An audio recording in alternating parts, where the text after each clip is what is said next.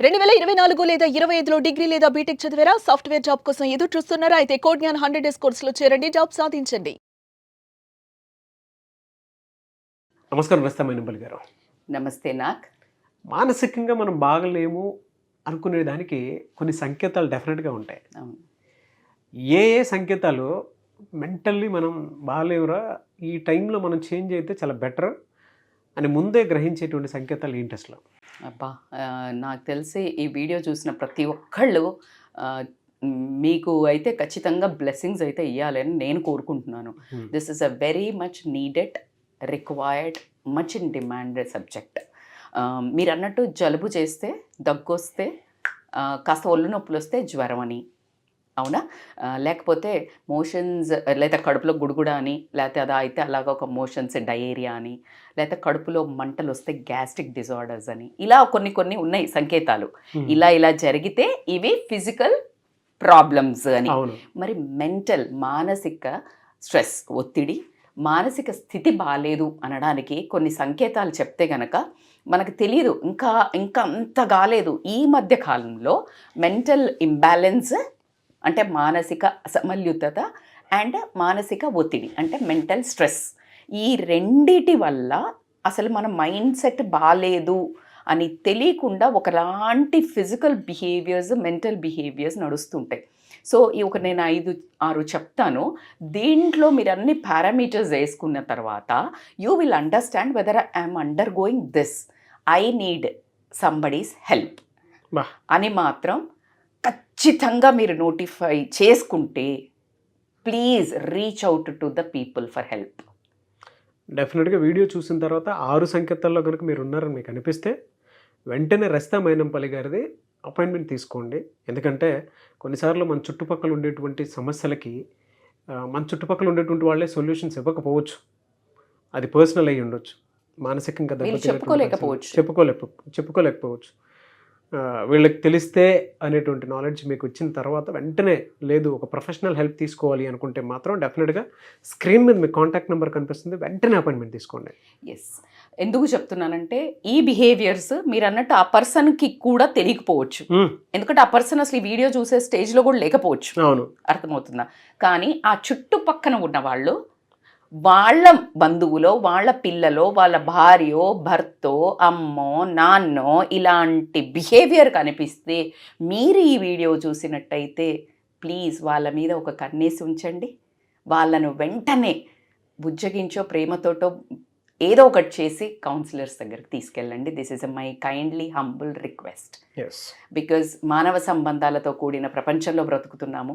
ఎవరికి వారే యమునా తీరే అనేది బ్రతికినా ఇంకా చాలు, మళ్ళీ get back to the roots అన్నట్టు మళ్ళీ మానవ సంబంధాల వైపు తీసుకెళ్ళాలి అనే మన ఈ ప్రయత్నంకి ఇది తొలినాంది అనుకుంటాను ఈ వీడియో నేను.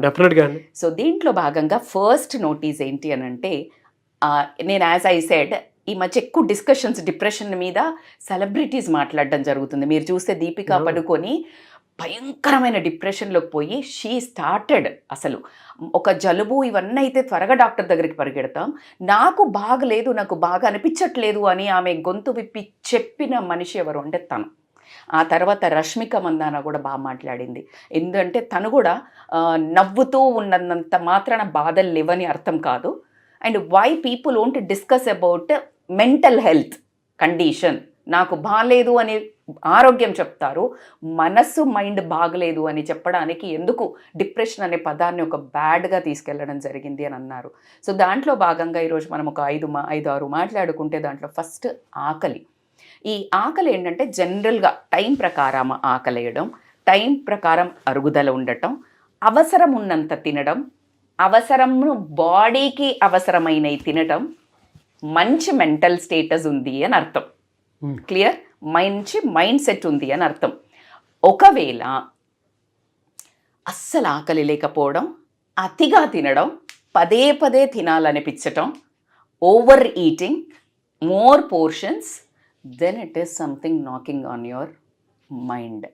ఏదో నీ మైండ్ మీద నీకు స్ట్రాంగ్గా నీ మెంటల్ బ్యాలెన్స్, మానసిక ఒత్తిడి ఎక్కువ ఉంది వీళ్ళకి అనేది అర్థం చేసుకోవాలి వాళ్ళు. ఎందుకు అనంటే పని ఒత్తిడి కానివ్వండి, రిలేషన్షిప్ ఒత్తిడి కానివ్వండి, లేకపోతే వాళ్ళు ఏదైనా ఒక సమస్య ఉంది, ఆ సమస్యను హ్యాండిల్ చేయకపోవడం వాళ్ళ వల్ల కావట్లేదు. Then they gave up.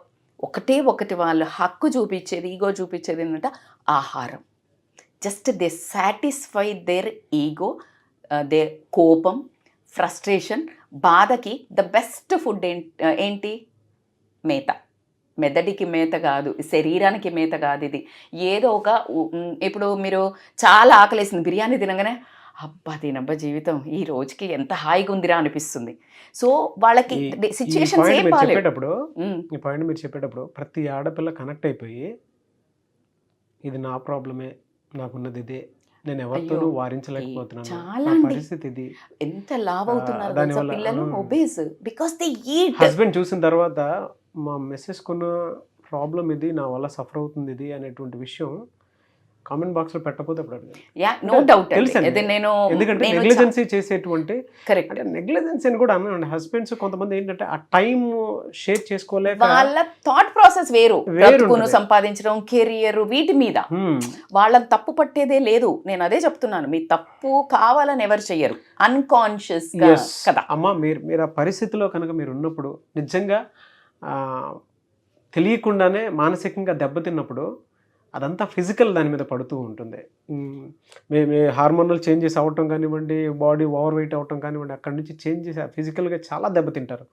అతిగా తినటం వల్ల మీరు అన్నట్టు ఫిజికల్ మీద పడుతుంది, మెంటల్ ఇష్యూస్ ఉండి తింటున్నారు, ఫిజికల్ మీద పడుతుంది చాలా చాలా. ఆ ఫిజికల్ మీద ఏంటి, గ్యాస్ట్రిక్ డిజార్డర్స్. నేను చెప్తున్నాను, మీరు చెప్పిన ఫస్ట్ ఇండికేషన్ లోనే చాలా మంది ఏడుపు తెచ్చుకొని ఇది మా ఇంట్లో సమస్యను, నా సమస్యను ఫీల్ అయ్యేటువంటి చాలా మంది ఉన్నారు. ఖచ్చితంగా చెప్పింది ఏంటంటే మానియా అండ్ షిజోఫెర్నియా అంటారు.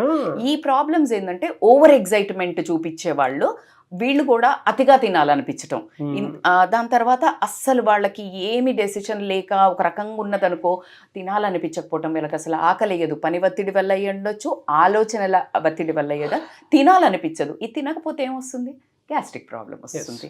సో ఇలా their mental issues always leads into the physical health problems. So second వచ్చేసి ఏంటి అంటే నిద్ర. నిద్రది అంత బ్యూటీ అంటే నువ్వు అన్నం లేకున్నా నీళ్ళు లేకున్నా బ్రతకొచ్చు, కానీ నిద్ర సమంగా లేకపోతే కాగ్నిటివ్ ఇంటెలిజెన్స్ మీద కొడుతుంది. దట్ ఈజ్ ఆలోచన శక్తి. సో ఈ నిద్ర ఏంటి అని అంటే బేసికల్గా టైంకి ఒక 6-7 గంటలు పడుకున్నాక లేచేటప్పుడు చాలా ఫ్రెష్గా లేచారు అంటే వీళ్ళు మానసికంగా హెల్దీగా ఉన్నట్టు అర్థం.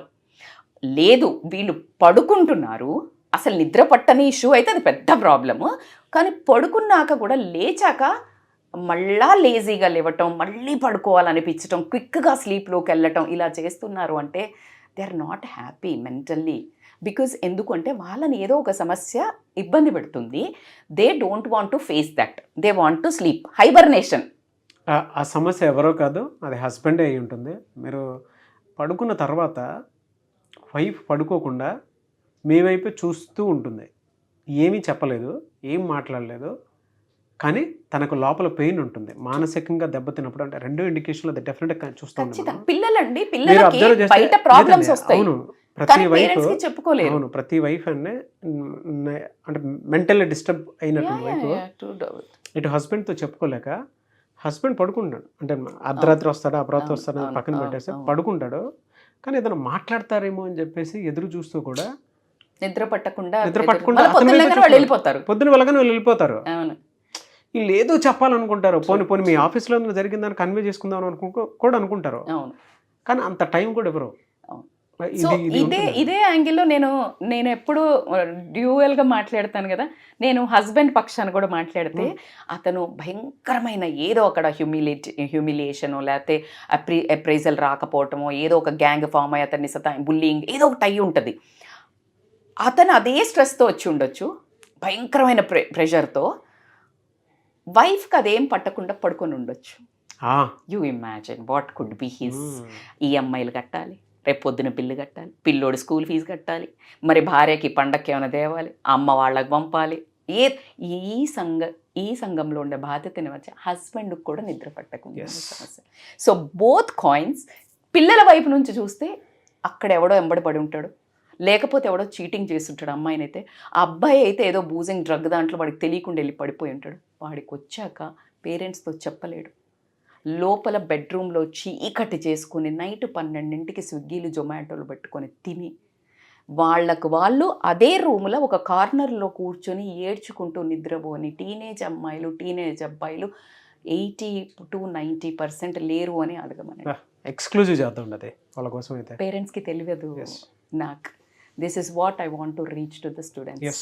ఓకే, సో కాబట్టి నిద్ర ప్లేస్ ఎ ఇంపార్టెంట్ రోల్. నిద్ర పట్టకపోతే ప్రాబ్లమ్స్ బాగా వస్తాయి. అండ్ థర్డ్ ఏంటి అని అంటే బేసికల్గా ఆలోచన శక్తి. అంటే వీళ్ళకి ఏంటంటే థాట్ ప్రాసెస్, ఏదైనా సమస్యలు రాకుండా ఉంటాయా? మనుషులకు వస్తాయా, మానవులకు వస్తాయా? ఒక్కళ్ళకి ప్రాబ్లం రాదండి.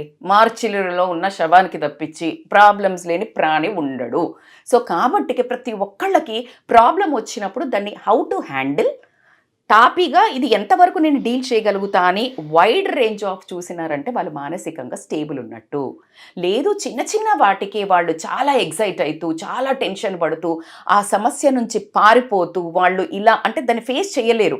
ఇప్పుడు ఫర్ ఎగ్జాంపుల్ టీనేజ్ అమ్మాయిది ఒక చిన్న ఎగ్జాంపుల్ చెప్తా. వాళ్ళు ఏదో తప్పు చేశారు, వాళ్ళకి ఏదో ఇష్యూ ఉంది, mentally they are not stable, they don't face parents. అంటే అక్కడ నుంచి వెళ్ళిపోతుంటారు, ఏదో రకంగా గొడవ పెట్టుకుంటారు. Because they don't want to confront అవ్వడం ఇష్టం ఉండదు. సో ఇట్లా ఆలోచన శక్తి అనేది పూర్తిగా కోల్పోవడం జరుగుతుంది. సో ఇది కూడా చాలా చాలా పెద్ద ఇష్యూ. అండ్ ఫోర్త్ వచ్చేసి ఏంటి అని అంటే హెల్దీ రిలేషన్స్. అంటే హెల్దీ రిలేషన్స్ ఏంటి అని అంటే మనిషి సంఘజీవి అండి.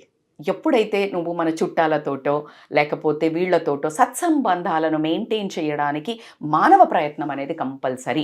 కానీ నేను హెల్దీ రిలేషన్స్ ఎవడేమనుకుంటే నాకేంటి అని పట్టించుకోకుండా, లేకపోతే ఒక ఫంక్షన్ అవుతుంది పోవాలని ఇష్టపడరు, అంటే ఎవరితో మాట్లాడాలని ఇష్టపడి ఇప్పుడు ఒక ఫంక్షన్కి బలవంతంగా తీసుకెళ్ళిన భార్యనో భర్తనో లేదా పిల్లలనో వాళ్ళు వైపు కూర్చొని ఎప్పుడు ఎందుకు తీసుకొచ్చావు ఇలాంటి రభస ఖచ్చితంగా ఈ వీడియో చూసే ప్రతి ఒక్క ఫ్యామిలీలో ఈ ఘట్టాలు లేని జీవితం అయితే ఉండదండి. So because they are not ready to face the public. So ఇలాంటి ఒకటి ఇంపార్టెంట్ వాళ్ళు ఫేస్ చేసేది. ఇంకొకటి ఏంటంటే ఒంటరితనం అంటే they always want to be alone. కానీ మనకున్న దాంట్లో ఏంటి, మనిషి అనేది అందరితో మాట్లాడుతూ ఉంటేనే వీళ్ళు మెంటల్ బ్యాలెన్స్ కరెక్ట్గా ఉంటుంది. అందుకే ఒక పిల్లని కనొద్దు, 2 పిల్లలు ఉండాలి అని మొత్తుకుంటుంటారు. ఎందుకంటే when they siblings fight they learn how to tackle the issues. ఈ ఒంటరితనం అనేది చాలా ఘోరంగా ఉంటుంది. ఎందుకంటే ఫర్ ఎగ్జాంపుల్ ఇప్పుడు ఆన్లైన్ జాబ్స్ అంటే వర్క్ ఫ్రమ్ హోమ్ జాబ్స్ వచ్చిన దగ్గర నుంచి డివోర్స్లు ఎక్కువైనాయి. Because they sit at home, they don't have any other relations to share చేసుకోవడానికో ఫైట్ చేయడానికో చిన్నవి ఏమి లేవు. Only you and me in the war గ్రౌండ్లో ఎవరున్నారు, మీరు నేనే, ఇక గుద్దుకున్న చచ్చిన మన ఇద్దరమే. సో కాబట్టి అలా డివోర్స్లు ఎక్కువైనాయి అని కూడా ఉండడం జరిగింది. సో ఈ ఒంటరితనం అనేది ఏంటి అని అంటే మనుషులను చాలా చాలా తినేయడం జరుగుతుంది. అందుకే ఈ మధ్య మంచి యాడ్స్ వస్తున్నాయి. పెద్దవాళ్ళు ఏమంటున్నారంటే, మీకు ఒక మంచి స్టోరీ చెప్తా, ఒక చిన్నది కట్ షార్ట్ చేస్తే నాకు మళ్ళీ ఎమోషనల్ అయ్యే స్టోరీ ఏంటంటే, ఒక పోస్ట్ మ్యాన్ వచ్చి ఒక లెటర్ పెడతాడు అక్కడికి, న్యూస్ పేపర్ వేయడానికి వస్తాడు. రాగానే ఇట్లా వెయ్యబోతుంటే గబుక్కున ఓల్డ్ అతను బయటకు వచ్చేసి ఆగు అని చెప్పేసి, నువ్వు నాకు న్యూస్ పేపర్ ఇలా వేస్తే నేను ఒప్పుకోను, న్యూస్ పేపర్ నువ్వు నాకు డోర్ బెల్ కొట్టి ఇవ్వాలి అంటాడు. ఏంటి సార్, నేను ఎన్ని మందికి వేయాలా, నేను ఇట్లా ఇసిరేసి వెళ్తారు కదా టప మన వాళ్ళు అంటే, నీకు కావాలంటే ఒక 1000 రూపాయలు 500 ఎక్కువ ఇస్తాను నేను, యూ మేక్ ష్యూర్ నన్ను వచ్చి బెల్లు కొట్టి నాకు చేతికి పెట్టెళ్ళు అన్నాడు. ఆ అబ్బాయికి కాస్త వింతగా అనిపించింది. 500 ఎక్కువ ఇటు ఏంది, న్యూస్ పేపరు ఇంత, ఈయన ఎక్కువ ఇస్తానడి ఎందుకు అని అడుగుతాడు ఆ ఓల్డ్ మ్యాన్. అసలు చెప్తాడండి, బాబు అన్నీ ఆన్లైన్లో అయిపోయి పలకరించే దిక్కు లేదు మాకు, అర్థమవుతుందా? సో పాల ప్యాకెట్ వచ్చి బయట వేసిపోతాడు. ఇదే నువ్వు వచ్చి అలా కొడితే నేను ఒక మనిషిని చూసినట్టు, ఒకరు నన్ను పలకరించినట్టు, నా పిల్లలు ఓవర్సీస్లో ఉన్నారు, నేను ఏ రోజైతే నువ్వు కొడితే వచ్చి నేను పేపర్ తీసుకోలేనో ఆ రోజు నేను లేనట్టో అనారోగ్యం పాలైనట్టో ఆ స్థితిలో బ్రతుకుతున్నాం మనం. సో కాబట్టికి లైక్ పీపుల్ నీడ్, అందుకే చాలా మంది ఒరే నాకు ఈ ఆన్లైన్ వద్దురా, నేను అదే కిరాణం కొట్టుకుపోతాను, అదే తెచ్చుకుంటేనే మేము బాగున్నాము అని పెద్దవాళ్ళు చిన్న బుట్టి పట్టుకొని వెళ్తూ ఉంటారు. So that is how relations once బయటికి వెళ్తుంటే ఒక కిరాణం అన్న పెద్దనాన్న బాగున్నావానే, అన్న బాగున్నావానే, ఊర్లోకి వెళ్ళండి మీరు, బలగం సినిమా చూస్తే 100 మంది పోతుంటే 10 మంది బలకరిస్తారు. పక్కింటోడు బలకరియడండి ఈరోజు. వెనకాల జస్ట్ నువ్వు బయటికి వెళ్ళి కారు తీస్తుండవు, ఒంటరితనం డిప్రెషన్ రాక ఏం వస్తుంది? పలకరింపులు ఏవి? కోట్లు ఇల్లులు ఎదురుకుంటుంది, పక్కిల్లు ఉంటుంది, నువ్వు బయటకు వచ్చినప్పుడు హాయ్ హలో బాగున్నావా? No, ego issues, economical issues, jealousy issues, these many things are surrounding around the public. So ఇవన్నిటికి డిప్రెషన్ రాక ఏమొస్తుంది? సో కాబట్టికే ఇవన్నీ మీరు చెప్తుంటే నాకు, మీరు ఇందాక పేరెంట్స్ సైడ్ చెప్పారు, మరీ ఎమోషనల్. నేను చాలా చేశాను అది. Still people are suffering that. అయ్యో చాలా ఈవెన్ నాకు కూడా మా పేరెంట్స్ ఒకేసారి గుర్తొచ్చేసారు. ఊర్లో ఉన్నారు, మా తమ్ముడు ఉన్నాడు కాబట్టి ఓకే, అంటే ఒకసారి గుర్తొచ్చారు. వైఫ్ అండ్ హస్బెండ్ రిలేషన్షిప్లో కూడా కొంతమంది మనం చూస్తూ ఉంటాం. భార్య భర్త ఉన్న ఒంటరితనం ఫీల్ అవుతుంది అని అంటే అయ్యో బోల్డ్ మంది ఉన్నారు. అక్కడ తెలియకుండానే రిలేషన్షిప్ దెబ్బతింటుందని అర్థం. వాక్యూమ్ క్రియేట్ అవుతుంది. మీరు పట్టించుకోకపోతే ఇంకొకరు పట్టించుకోవడానికి రెడీగా ఉంటారు. ఆ టైంలో ఒక మనిషి ఏకాంతంగా ఉండటానికి ఇష్టపడుతున్నారు అని అంటే ఒక రియలైజేషన్లో ఉన్నారని అర్థం. ఒక మనుషులున్న ఒంటరితనాన్ని చూసుకుంటున్నారు అని అంటే dangerous signal. It's a dangerous signal. అది ఏ రకంగా చూసుకున్నా కూడా దెబ్బతిన్నటువంటి అవసరం, ఏదో ఎక్కడో దెబ్బతింటుంది రిలేషన్షిప్, మనకు తెలియకుండా ఇంకెక్కడికో వెళ్ళిపోతుంది మన రిలేషన్షిప్ అనేటువంటి ఆలోచన డెఫినెట్గా ఒక కన్క్లూషన్కి వచ్చింది. అంతే. ఒక ఫ్యామిలీలో ఉండి లోన్లీగా ఫీల్ అవుతున్నా అని వైఫ్ కానీ హస్బెండ్ కానీ పిల్లలు కానీ అన్నారు అంటే ఈ ఫ్యామిలీ థాట్స్, భార్య అయితే భర్త ఆలోచనలు, పిల్లల ఆలోచనలు, వీళ్ళని ఎట్లా బాగా ఉంచుకోవాలి, మేము ఇక్కడ పోవాలి అక్కడ పోవాలా అని నలిపేయాలి. అసలు టైం ఉండకూడదు. అక్కడ లోన్లీ వచ్చిందంటే సంథింగ్ ఈజ్ రాంగ్. భర్తకి లోన్లీ వచ్చింది అంటే భార్య అటెన్షన్ లేదు, హ్యాపీనెస్ లేదు, ఫిజికల్ కానివ్వండి, మెంటల్ కానివ్వండి, ఎమోషనల్ లేదు, అందుకనే ఈజ్ ఫీలింగ్ లోన్లీ. పిల్లలు వీళ్ళిద్దరు అటెన్షన్ వీళ్ళ మీద లేదు, వీళ్ళు lonely. So this is a big subject. అవునండి, నేను కొంచెం నాకు అనిపించింది కూడా చెప్దాం అనుకుంటున్నాను. ఒక మనిషి ఏకాంతంగా ఉండటానికి ఇష్టపడుతున్నారు అని అంటే ఇంకెవరితోనూ సంబంధం లేకుండా ఉందామని అనుకుంటున్నట్టు. మనుషులున్న ఒంటరితనం ఫీల్ అవుతున్నారు అని అంటే వాళ్ళకి కావాల్సిన నీడ్స్ ఫుల్ఫిల్ అవ్వట్లేదని అర్థం. ఎగ్జాక్ట్లీ. వాళ్ళకి కావాల్సిన నీడ్స్ మీట్ అవ్వట్లేదు ఇంట్లో అని అంటే బయట ఇంకెక్కడ చోటో పొరపాటున వేరే గాలి తగిలినా కూడా మీరు దాన్ని ఆపను కూడా ఆపలేరు. ఆపలేరు. ఇంకా ఆ సునామీని తట్టుకోలేరు. యూ కాంట్ అది. Because this thriving deprive of this things. వినేటప్పుడు ఏంటంటే ఈ నాగ్గాడేంటి ఇలా మాట్లాడుతున్నాడు, అది లేదు. No, it's true. మనం ఇది ఎక్కడ చూస్తూ ఉంటాం పల్లెటూరులో కంటే కూడా సిటీలో మీరు ఇందాక చెప్పినట్లు పక్కనున్న అపార్ట్మెంట్, ఒకే అపార్ట్మెంట్ లో ఉండేటువంటి వాళ్ళు పక్కనున్న ఏళ్ళైనా కూడా ఎవరో తెలియదు, ఏమో సరి గుండము అంటారు. ఒరే బాప్రే, నాకైతే బల్గం సినిమా చూసావు, ఎన్నిసార్లు చూడాలనిపించింది. ఆ తాత వెళ్తూ ఉంటే ఎంత మంది పలకరిస్తారు అసలు. అవును. బట్ మీకు కూడా చెప్తున్నానమ్మా, అంటే ఒంటరితనాన్ని ఎవరైతే ఫీల్ అవుతూ ఉంటారో నిజంగా మీ జీవితాన్ని మీరు మార్చుకోవాలి అనుకున్నప్పుడు ఎక్కడెక్కడో గాలి సోకేటువంటి విషయాల్లోకి వెళ్లకుండా ఒక ప్రొఫెషనల్ హెల్ప్ తీసుకోండి. రస్తా మైనంపల్లి గారు ఉన్నారు, ఇప్పుడు కంటెంట్ అద్భుతంగా చెప్పారు. మీకు సలహాలు సూచనలు ఇచ్చేటప్పుడు కూడా అటు ఎమోషనల్ యాంగిల్ నుంచి, పర్సనల్ యాంగిల్ నుంచి, సోషల్ యాంగిల్ నుంచి కూడా కూర్చోబెట్టి ఇలా కాదు ఇలా సరి చేసుకోవటం అని చెప్పేసి చెప్తారు. ఒకవేళ మీరు అపాయింట్మెంట్ కావాలనుకుంటే వెంటనే తీసేసుకోండి. దానివల్ల మీకు ఒక అడ్వాంటేజ్ ఉంటుంది ప్రొఫెషనల్ హెల్ప్ తీసుకోవటం వల్ల. లేదు ఏకాంతంగా బాధపడుతున్నారంటే ఆ టైంలో హస్బెండ్ అయినా సరే వైఫ్ అయినా సరే చూసి ఏం జరిగింది అనేటువంటి విషయం తెలుసుకోవాల్సినటువంటి అవసరం ఉంది.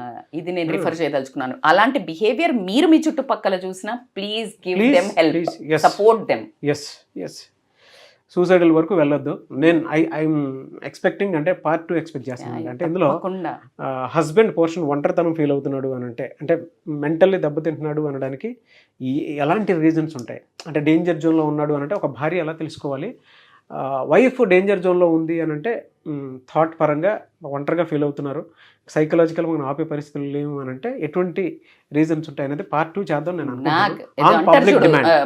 తూనే ముజే చేడు దియా అంటాడు కదా, అంటే ఒక తేనె పట్టు మీద ఇలా ఒక రాయి కొడితే అన్నట్టు మీరు చిన్న రాయి అంటే చిన్న టాపిక్ కదిలిచ్చారు. ఇది 100 ఎపిసోడ్లైనా ఒడవనే లొల్లి.